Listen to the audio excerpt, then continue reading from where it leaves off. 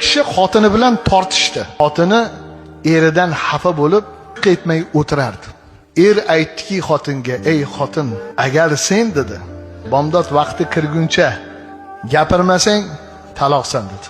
Ayolligiga borib shu erdan qutulaman dedi-da. Endi jahl ketganda aql ketdi. Narsa gapirmadi. Ovozi chiqmadi. Er bu holatda qancha gapirtirishga harakat qilmasin, gapirtira olmadi. O'ziga kelib qoldi-da er. Tunda borib Abu Hanifaning eshigini borib taqillatdi. "Ey imomlar imomi, ey ustoz, men xotinim bilan janjallashib mana shu gaplarni gapirib, shartli taloq tushish ehtimolini mana shu yuzaga keltirib qo'ydim. Shundan qattiq pushaymonman." U kishi aytdilarki, "Masjidga borasan dedilar. Muazzinni topasan.